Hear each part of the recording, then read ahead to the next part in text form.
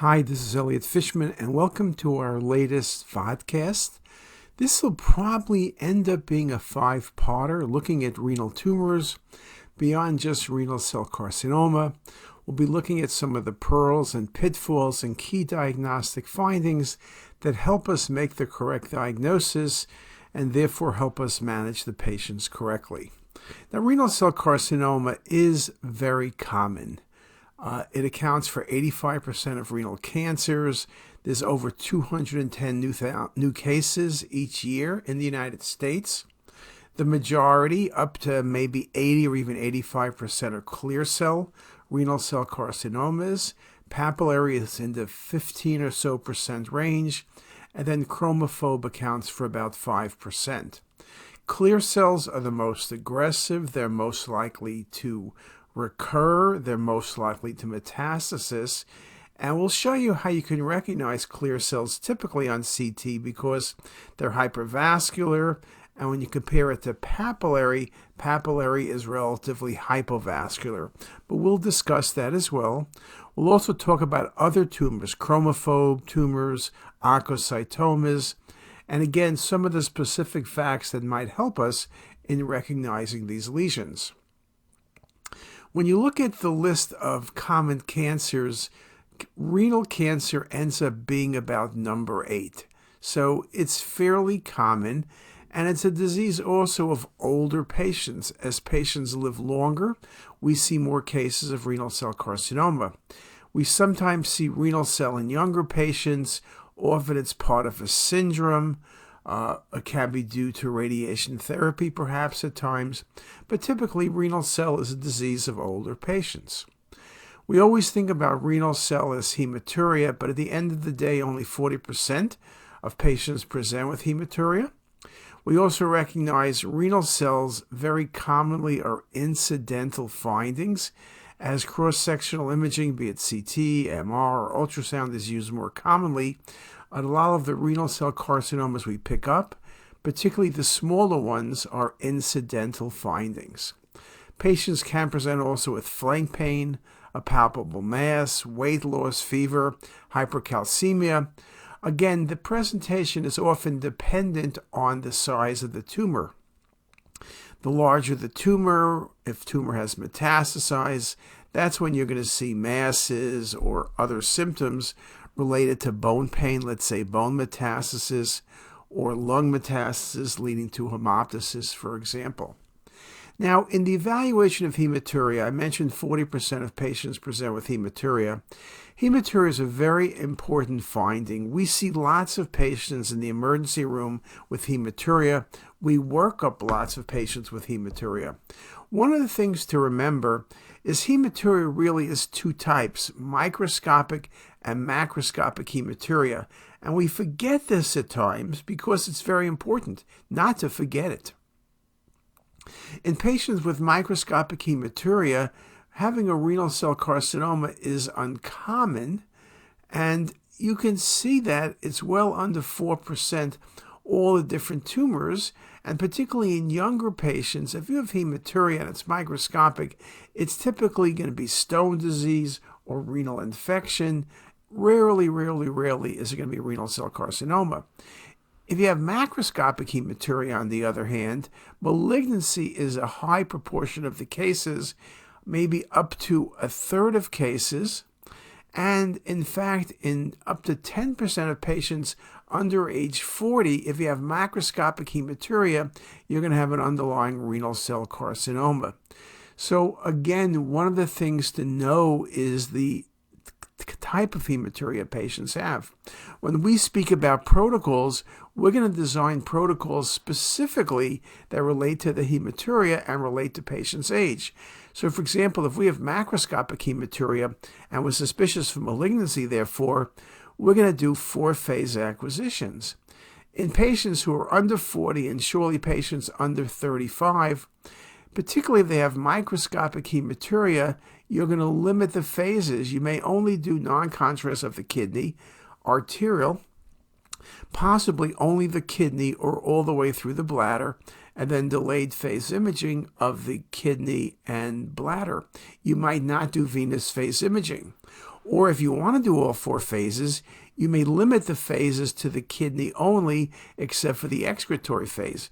Remember that bladder cancer also is a cause of hematuria, but bladder cancer is rare in patients who are under 40 years of age. So again, how we protocol patients to minimize radiation dose will be dependent on patient's age and whether we're dealing with macroscopic or microscopic hematuria.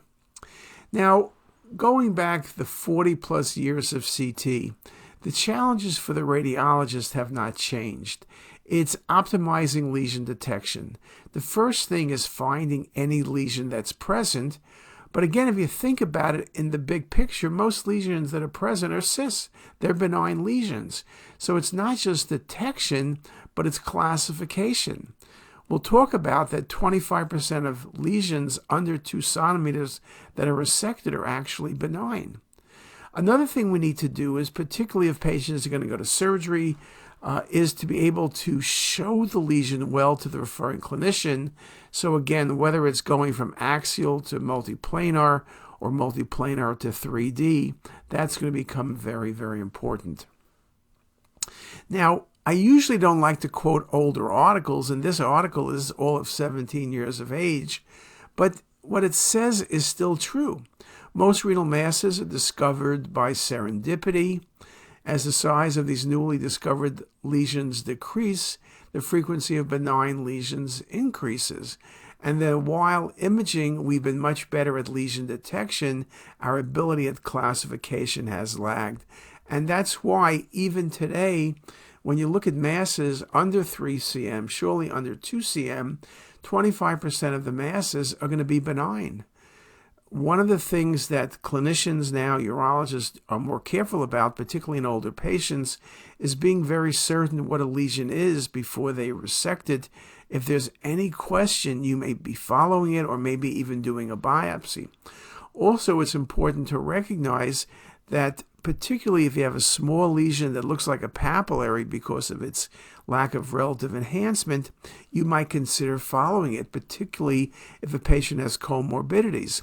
So one of the things we do today in practice is not every patient with a mass gets resected. At Hopkins, for example, we follow many patients whose lesions are 2 centimeters or less. Surely 1 centimeter or less, the American College of Radiology would simply say, just follow those patients.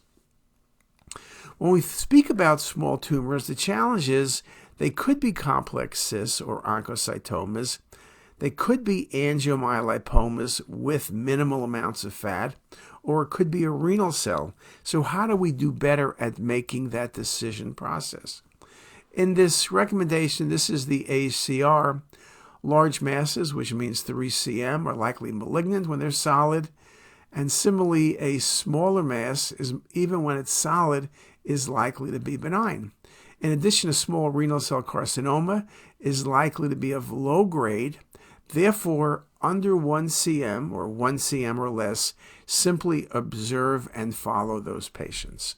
And that's a good rule, and conservative management these days, particularly in patients with comorbidity, is the way to go. Now, from a radiology perspective, how do we image patients? There's 4 different phases we commonly use. Each has a certain advantage and perhaps a disadvantage, but let's talk about them. We talk about non-contrast, cortical medullary phase, which is sometimes called arterial phase, which is about 30 to 35 seconds after injection of contrast. We talk about nephrographic phase, which is about 70 seconds post-injection, and excretory phase, we like to say, is about 4 minutes to 5 minutes out. Now, in this article by Jonish, a renal mass measuring over 70 Hounsfield units on non-contrast CT and is well-defined has over a 99.9% chance of being benign. And this becomes very important and really accentuates the reason why non-contrast CT is so important. If you look at a lesion on a non-contrast scan and it measures over 70 Hounsfield units, you can stop. You don't need to do anything else because that lesion is benign. So here's a good example. This lesion averages out to be over 70 Hounsfield units. It's well defined. It's high density. Now, you say, well, Okay, it's probably benign, but let's make certain. So you give contrast. The lesion does not change on arterial phase imaging. It still measures about 67 or 68 Hounsfield units. And when you look at it on excretory phase, it doesn't change. So one of the important things we all know is if you have a renal lesion and it does not change in attenuation between non-contrast, arterial, venous, and delayed, you're dealing with a high-density renal cyst. You're dealing with a benign lesion. Now, you can see the challenge would be if I only had excretory phase imaging like this patient, I would say I see a mass that measures 69 Hounsfield units. This must be a renal cell carcinoma, probably papillary. So one of the things you need to be careful about, if you only have one phase, you can't make assumptions. This would be the typical example of a patient who would get a partial nephrectomy for a benign lesion. Similarly, look at this case. Well-defined, sharply marginated lesion measuring 86 Hounsfield units. Well over 70. This is a benign, high-density renal cyst. Nothing else needs to be done. But what if you had contrast? You would have said, oh my goodness, I have a lesion measuring about 94. Now, lesions between non-contrast, arterial, and delayed can change under 10 Hounsfield units, and that relates a bunch to beam hardening. But the lesion basically doesn't change. But if you only had this phase, you would say this must be a papillary renal cell carcinoma. And if you only had the excretory phase where it measures in the 80s, you would say this must be a hypovascular mass. It's a solid tumor, but it's got to come out. The patient needs a partial nephrectomy. Looks like a good candidate.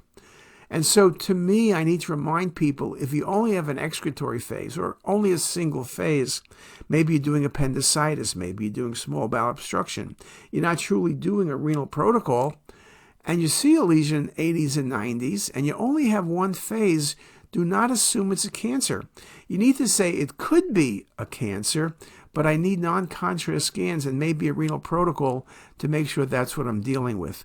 Do not send patients to surgery based on a single phase exam like this. Article by Pooler. All renal cells in their series measured 20 to 70 Hounsfield units on non-contrast scan. Indeterminate renal lesions on non-contrast scans were considered in the danger zone. So here's what happens. The average attenuation in their series of a renal cell in non-contrast CT was 37 Hounsfield units. So you can see what this means. Typically what you'll say is a lesion under 10 Hounsfield units or over 70 is going to be benign. And some people say under 20 is going to be benign. But between 20 and 70, you're in the high-risk zone. Yes, you could have a benign lesion measuring 57, but in the 20 to 70 zone, you're in that high-risk zone. The average renal cell is 37 Hounsfield units, but 20 to 70, you need to worry. Under 20, you don't worry, and it gets really low negative. That's a myelolipoma. Above 70, it's a high-density renal cyst. And this is a very good way to manage things. Again, Corwin, incidental renal mass is considered a benign cyst if it's homogeneous and less than 20 Hounsfield units, and is considered indeterminate if it measures above 20 on either unenhanced or contrast-enhanced CT. Again, they will say that over 70 non-contrast, you're going to be benign. So here's another case, right kidney. Patient had hematuria. There's a high-density lesion. Could this be a high-density cyst? I guess it's possible, but it's not as sharply marginated as the other cases I showed you. Here it is on non-contrast, standing out very nicely on the cinematic rendering. But when you give IV contrast, you can see the lesion now enhances. It has poor margins. It's not very vascular, but it is vascular on the 3D imaging. And when you look at the late phase, it washes out in late venous phase, but it's irregular, it's a solid mass, it's a renal cell carcinoma consistent with a papillary renal cell carcinoma, and here it is nicely on the excretory phase imaging. So you can see the rules well defined, measuring over 70 Hounsfield units. This lesion was dense, but no more than 50 Hounsfield units on the non-contrast scans. So it's a renal cell carcinoma. This patient could get a partial nephrectomy. Now, another thing to remember is we talk about 0 to 20 or over 70, or we say between 20 and 70. We think about risk stratification, but you also need to think about fat. In theory, you can see fat in a renal cell carcinoma, but invariably that's a large aggressive tumor that's involving the perirenal fat. When you have fat in a renal tumor, or the entire lesion is fat, it's a renal angiomyolipoma, which is a benign lesion. Renal angiomyolipomas can bleed, and that's the only risk to them. Typically, over 5 cm, you get a partial nephrectomy just because of the concern for spontaneous bleed. But here's a nice example, non-contrast and contrast. One of the things that contrast gives you is if you see lots of AV shunting, that would suggest the patient's at a higher risk for potentially bleeding. But here, the majority of the lesion is fat density. Here's another one, almost entirely of fat. It's important to recognize that angiomyolipomas can be diagnosed on arterial or venous or delayed or non-contrast studies. The amount of fat within them will vary. A lesion like this is almost all fat, though you can see some adaptations being present. They can be very large. Now, there's no confusion. This is not a renal cell carcinoma. This is a renal angiomyolipoma. But because it's so large, and you see some of the little vessels in the lesions shown here as well on the coronal views, you have to be worried this can spontaneously bleed, and this patient will get a partial nephrectomy. Remember, 5 cm tends to be the magic number. In patients with tuberous sclerosis, you have an increased incidence of angiomyolipomas, and with tuberous sclerosis, they're often bilateral and multiple. Look how large both kidneys are. Look how many angiomyolipomas you have. These patients may end up with bilateral nephrectomies because of the propensity to bleed when you have so many lesions present. Remember, an AML or many AMLs, like in this case, will not predispose you to increased incidence of cancer. It's a benign lesion. It's the potential to bleed that is the problem. In this article by Park, fat-rich AMLs is defined as a lesion measuring under 10 Hounsfield units on non-contrast scans. This subtype constitutes 95% of renal AMLs. Almost all fat-rich AMLs are easily diagnosed, even on non-contrast CT, and so it's typically going to be an easy diagnosis. About 5% of renal AMLs have a small amount of fat and correspond to a fat-poor AML or a fat-invisible AML. Remember that one of the lesions I mentioned before that patients get nephrectomies on where there's small lesions and they're concerned for malignancy is a small AML and an AML that doesn't have any fat, because an AML without fat can enhance just like a papillary renal cell carcinoma, or at times even more like a clear cell RCC. And here's a subtle lesion in the patient's left kidney. There's a mass, which you see well in the contrast study, but look at that little dot. Look at the high density non-contrast and the little dot. And you can see well, that little dot, when you put a cursor there, measures fat. And if you look carefully, there are several other dots.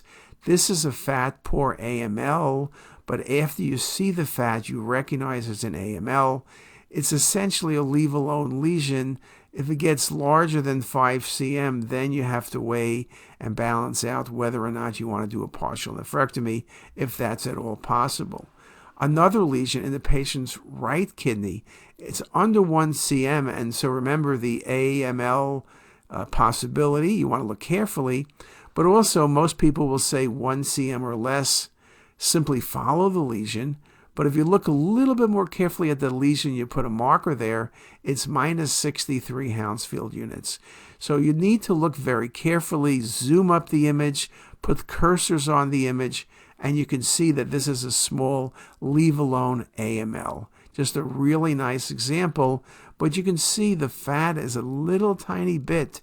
But again, as we say, 1 cm lesions are rarely going to be malignant, though they could be, but most people will, including the ACR guidelines, will recommend following those lesions.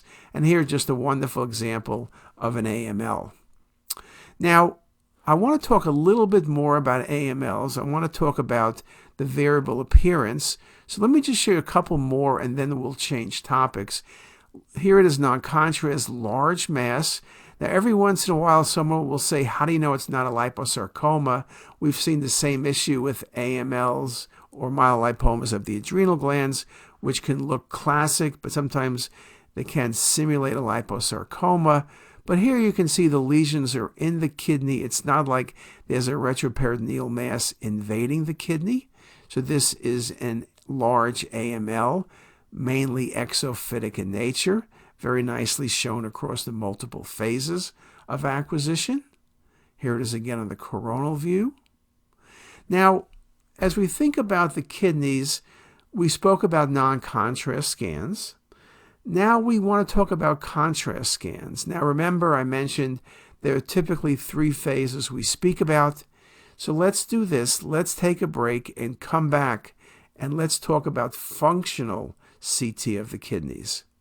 And I'll see you in a few minutes. If you like this video, make sure to subscribe to the CTisus YouTube channel. You can also visit us at ctisus.com for even more videos, plus quizzes, pearls, protocols, and oh so much more. We're also in the App Store and have well over a dozen apps for iPhone and iPad, all completely free. Thanks for watching.